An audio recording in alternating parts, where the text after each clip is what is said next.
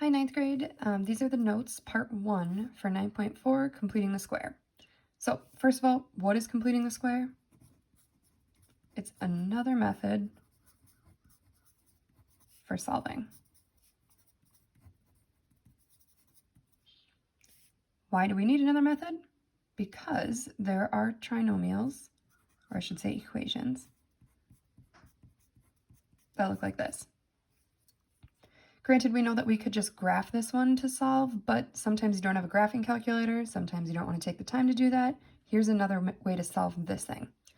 Before, we might have been able to use the ZPP here, but this one, there's no way to factor that into a really nice binomial. So we can't use ZPP. We don't have a graphing calculator to graph. That means we need a new method. And that method that we're going to talk about is completing the square. So there's two main reasons why completing the square is important. The first one, it's really good for, we'll call them unfactorables. Like equations over here that you can't factor. So quadratic equations that aren't factorable, you could complete the square to solve that. So the reason that we also have this one, and it's not just graphing, is that completing the square gives exact answers. Graphing always rounds. So graphing, well, I guess it doesn't always round, but whenever you have long decimals and you're rounding, you're not giving the exact answers anymore.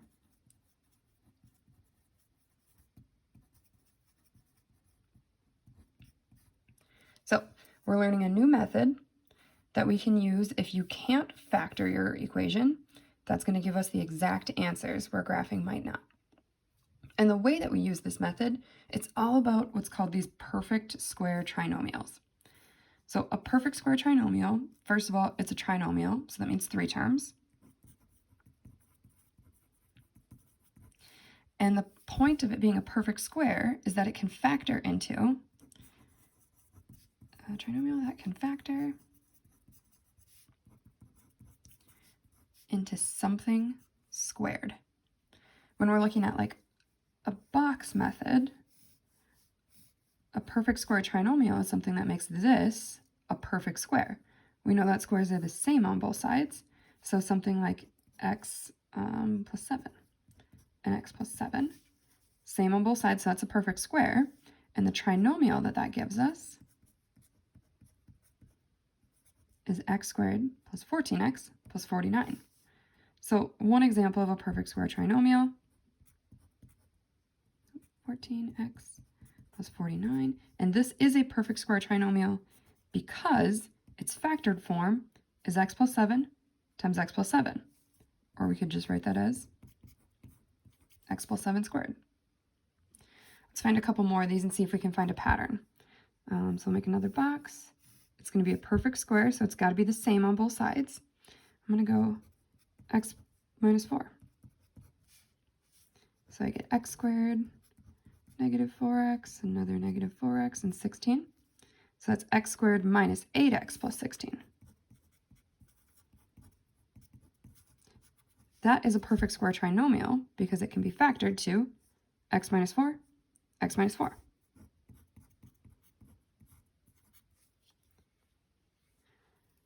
We could start with the factored form and also get the perfect square trinomial, like x plus 1 squared.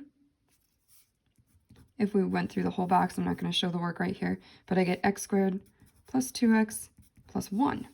That's a perfect square trinomial because I started with its factored form. And one more example right here. X squared minus 18x plus 81. I know right off the top of my head that that's a perfect square trinomial because that's x minus 9 squared. And I'm not a genius. I don't just know that this works with this one. There's a pattern. And the pattern that you're looking at right here is you have x squared plus, we'll call it b, so some number x. The next number right here is b over 2 squared. So this one is b, 14. So b over 2, that's b divided by 2, that's 7. And 7 times 7 is 49. Negative 8 divided by 2 is negative 4. Negative 4 times negative 4 is 16. 2 divided by 2 is 1. 1 times 1 is 1. So we're taking this right here is the form of a perfect square trinomial, and it can be factored to look like this.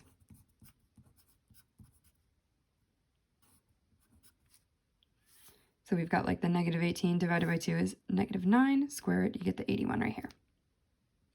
So that's all about perfect square trinomials. Now let's actually look at what does completing the square mean. So completing the square has a really easy definition, and then I'll go back and show you a couple examples. When I say complete the square, all you're doing is adding b over 2 squared. And the reason you're doing that is because now you have a perfect square trinomial. So the point of completing the square is to create a perfect square trinomial. The way that you do that is you add this b over 2 squared. So for example, if you have like a squared plus 6a, you want to complete the square. You want to make a perfect square trinomial. So I know that a perfect square trinomial goes a squared plus bx, or ba in this case. So my b is 6. So I need to take 6 divided by 2, that's 3, and then square it. 3 times 3 is 9. When you add this 9, you've now completed the square. So the graphical picture of what this actually looks like. So pretend we don't have this 9 yet. But I know I have a squared plus 6a, and I'm making a perfect square trinomial. So I have the a squared, and I have 2 parts of my box, but not the full box. I know that they're the same on both sides, and I get to 6, so that means it must be 3 and 3. This isn't a perfect square yet. It's got a chunk missing. How big is that chunk in the box?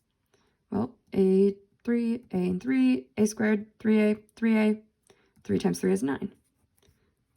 The part that's missing from our box method is the 9. That's what completes the square. Let's try another one. So b squared minus 10b plus what completes the square? Remember, we want it to be a perfect square trinomial, so it needs to be in this form. So I know all I'm doing is negative 10 divided by 2 is negative 5. Negative 5 times negative 5 is 25. That's the shortcut. Let's double check it with the picture too. So what I started with here is b squared, that's b and b, negative 10b, and it has to be the same on both sides, and add up to negative 10b, so that's minus 5 and minus 5. And then what's missing right here is the negative 5 times negative 5, 25. So let's put it all together. We're going to complete the square, then we're going to factor. So x squared plus 8x plus what? What makes that a complete square? I'm going to use this pattern right here. I'm going to take b, 8, divide it by 2, I get 4. 4 times 4 is 16. So 16 completes this square. And then I'm actually going to put this part in too. I'm going to factor this guy, and I know that it goes into x plus, let's see, what was my b over 2 again? Ooh, yikes, let's put that a plus sign. It should definitely be a plus sign. Let's see, so b is 8. B divided by 2 is 4. So here's my perfect square trinomial. It can be factored into this. Let's try this one. My b this time is negative 12. So I'm taking negative 12 divided by 2 is negative 6. Negative 6 times negative 6, 36. And then we'll factor this. I know it's going to turn into this. And my b was, let's see, my b is negative 12. Negative 12 divided by 2, minus 6. Same thing over here. B divided by 2, that's negative 1. Negative 1 times negative 1 is 1. And then we'll factor. X, let's see, b is negative 2, so that means negative 1. Half of that. Last but not least, x squared plus 5x plus what? Now my b is 5. So that means b divided by 2 is 2.5. So even though it's a decimal, it will still work out. So 2.5 squared is 2.25.